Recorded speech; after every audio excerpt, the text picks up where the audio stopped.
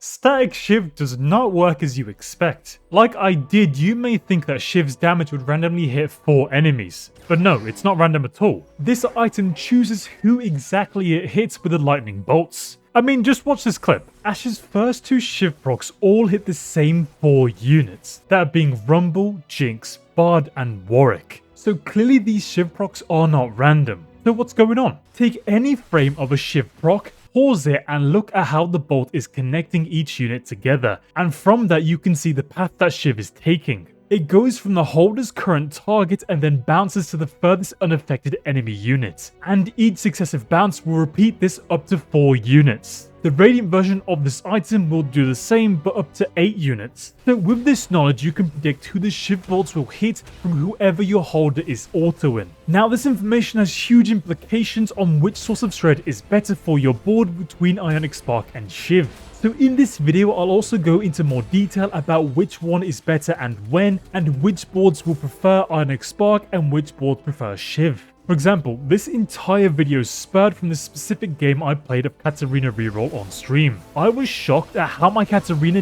did no damage to the enemy bastions, and now I know that it's because the enemy backline was shredded but Katarina was nowhere near them to capitalize on that. And only 2 of the extremely high resistance tanks were affected by the Shiv. So this matchup was impossible for Katarina without Ionic Spark. And that is why this information is so important. The decision between Spark and Shiv is not nearly as simple as we initially thought. If you have AoE damage, you should be aiming to build Spark so the AoE ability hits as many shredded units as possible. This is especially true for Katarina, who ults the largest clump of enemies, which is commonly very tanky frontline units. Shiv is limited to only 4 units, whereas Spark can shred every unit around Katarina. Shiv is oftentimes shredding units that are isolated in corners and not the clumped units. On the other hand, if you have backline AP damage, single target damage, or a mixture of both, then Shiv can work better for you. With Shiv, you're shredding the unit receiving the high single target damage, and you're also shredding backline units receiving magic damage. So in this case, Shiv can help delete the backline as soon as possible, which is generally a good thing in TFT. But after learning this lesson recently, whenever I'm playing Katarina reroll, I heavily prioritize making Spark over Shiv. Similarly, I love Spark on Diana because she jumps into the largest clump of enemy units and hits them all with magic damage. Not only will Spark allow her to deal significantly more damage and shred many more units, but if she has any Omnivamp then she'll also heal for more. On the flip side, which units or comps prefer Shiv over Spark? Well, that's comps that have high single target damage or backline damage. In set 12, that's units like Veigar with his single target damage, Nami with her tidal waves that hits every unit, and Norra with her DOT damage that she can spread across the entire board. So Shiv is great on a mage board because it helps numerous carries on the board function. And you can actually glean this through the stats. Both 5 and 7 mage has a higher average placement, top 4 rate, and win rate when you build Shiv over Ionic Spark. Furthermore, this is also true for units like Hwei, as he has single target damage on his current target. However, his third cast can also target the backline.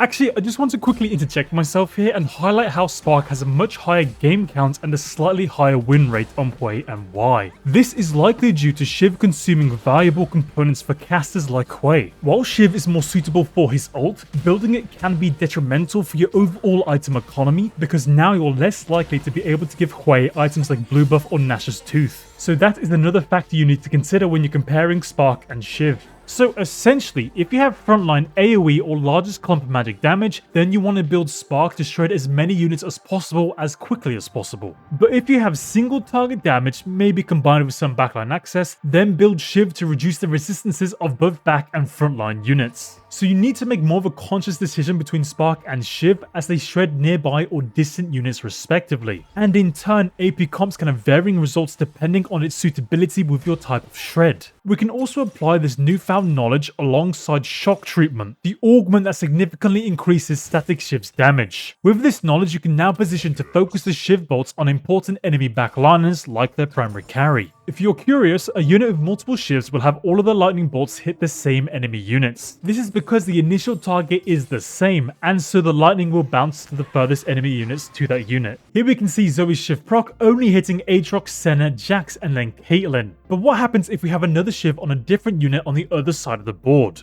Well, this Hwei Shiv bounces from Kayn, Hwei, Thresh, and then Aatrox. So multiple Shivs on different units can hit the same units as the other Shivs. The main factor is how far these units are from each other. Seemingly that is all that matters. Regardless, you can now snipe the enemy backline with shock treatment, which is insane. It's just a little bit of a shame that shock treatment was removed in set 12. I would have made this video much sooner if I had known the tech before, and at the very least I would have picked shock treatment so much more often in previous sets. But there's also a great point to verify.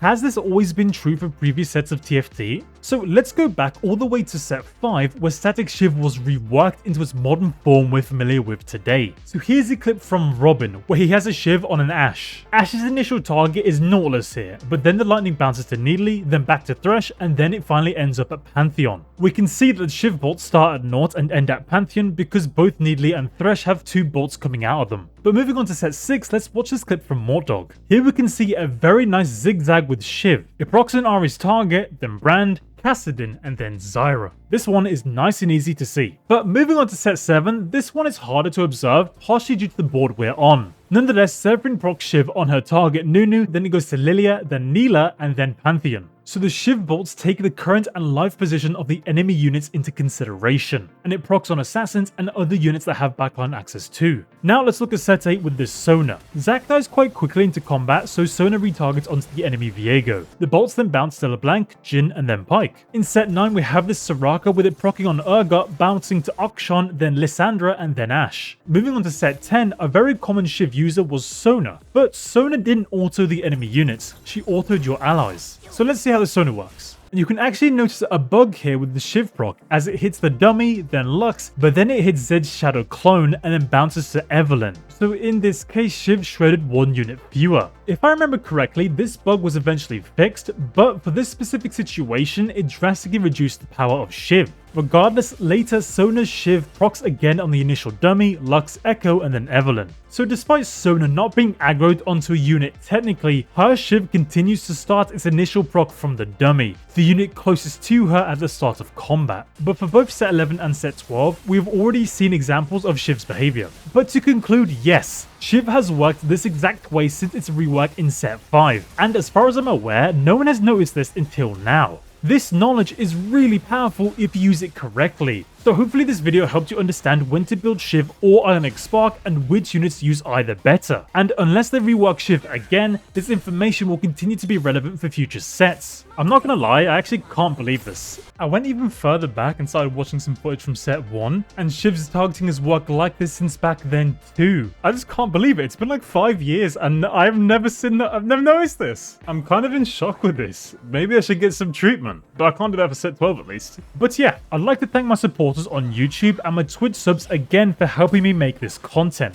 I wouldn't have even noticed this interaction with Shiv if I wasn't streaming Katarina reroll. So thank you for watching my streams, and of course thank you for watching this video. I also recently hit 2k subs, so thank you all for helping me get there. Honestly, it means a lot. Thank you. But at this point, let me pass over some questions. Did you know Statikk Shiv work like this? How will you use this knowledge going forward? And are you looking forward to the return of shock treatment? Tell me your answers in the comments and let me know what you thought of this video. And of course, remember to subscribe, follow me on Twitch, or become a member if you want to support this content. Anyways, check out these other videos if you want to see more from me. And as always, thank you for watching, and I'll catch you in the next one.